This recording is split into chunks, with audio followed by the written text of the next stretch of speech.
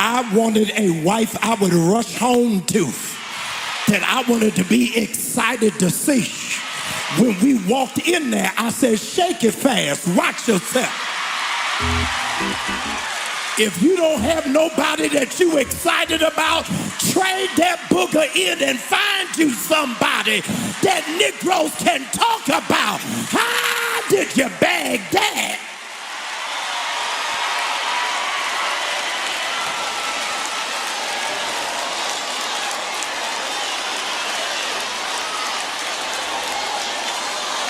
Let me say to you, I'm a public servant. I've been a public servant my whole life. I don't mind, nor am I offended, nor am I moved if you talk about me. Have at it. But you ain't gonna talk about my wife. Y'all ain't saying nothing to me. The same way you respect me, you gonna have to respect her. And if you don't respect her, find you somewhere else to go. Y'all ain't saying nothing to me, but you ain't gonna be in my face and dishonor my wife. Y'all ain't saying nothing.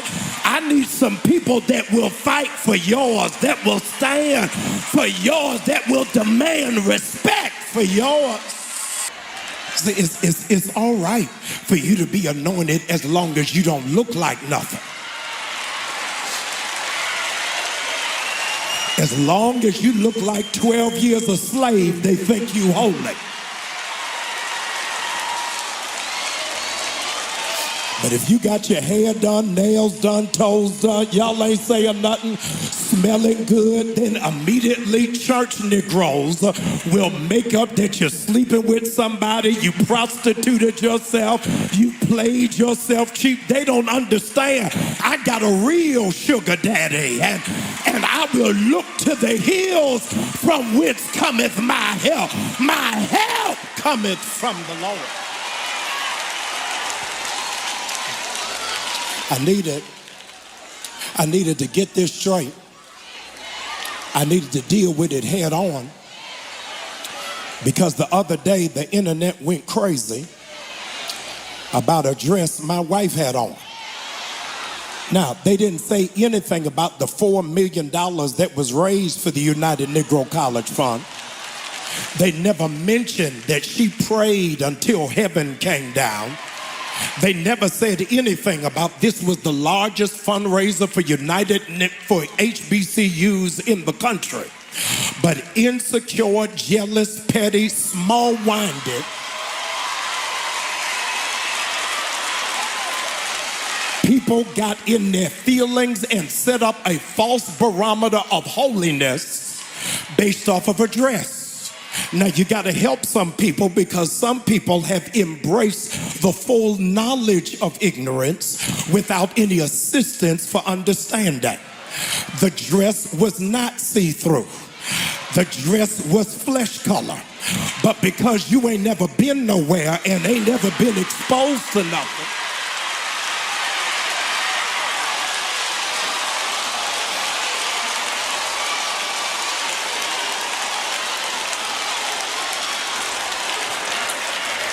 furthermore, I needed to set the record straight.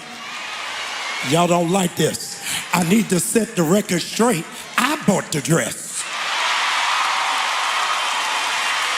And I like it. I don't care whether you like it or not. She ain't married to y'all. She married to me.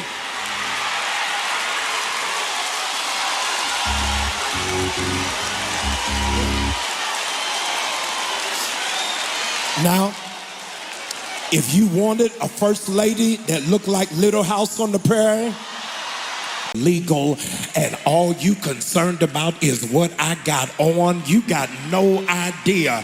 I need extra credit just for showing up. If you knew everything that was on me. It takes a lot just for me to keep it together. The good thing for John the Baptist is John the Baptist is a man, because there's a double standard in church when it relates to women and its abysmal hypocrisy. You got out of shape preachers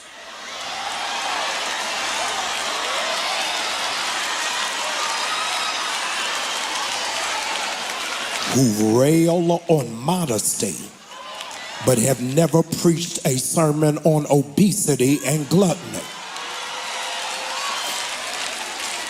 Our misogyny has become institutionalized and cloaked under spirituality.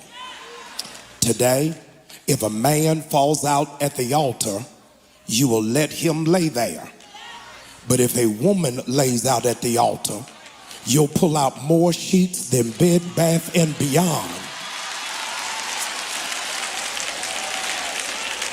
In the black church tradition,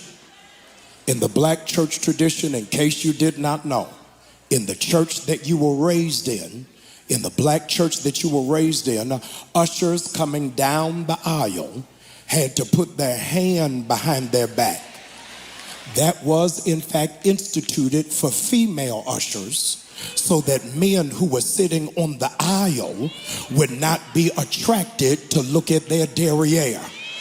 So they had to put their hand behind their back to block the eyes of nasty deacons who couldn't keep focus on the cross.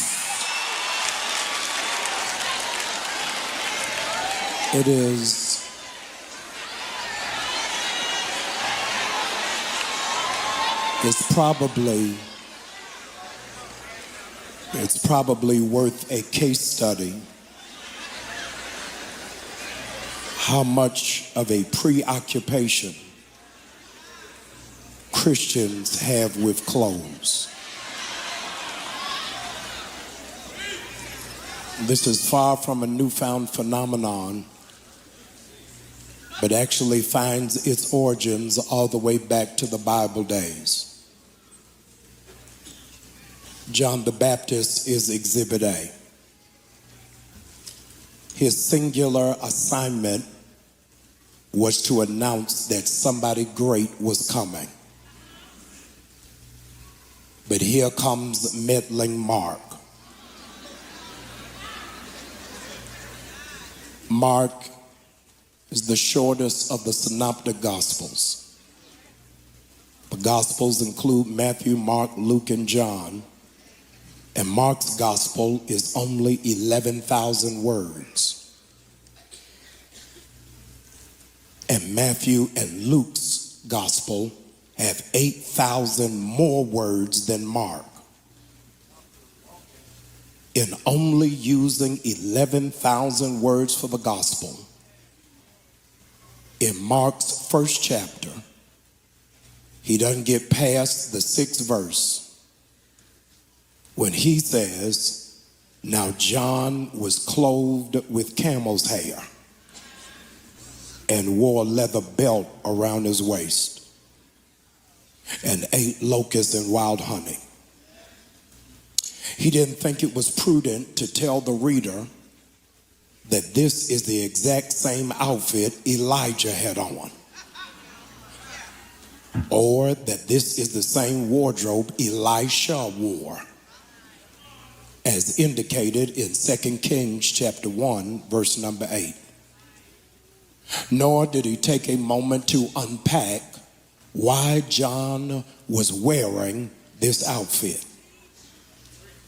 He's wearing a robe made out of camel's hair because he was trying to let people know the spirit that was on him. A camel can carry 300 to 900 pounds of weight without breaking down. A camel can carry more weight than a horse. And the reality is, for the people who are looking at you tonight, they have no idea how much weight you are carrying. They are so caught up on you wearing a hat that they don't know what's on your mind.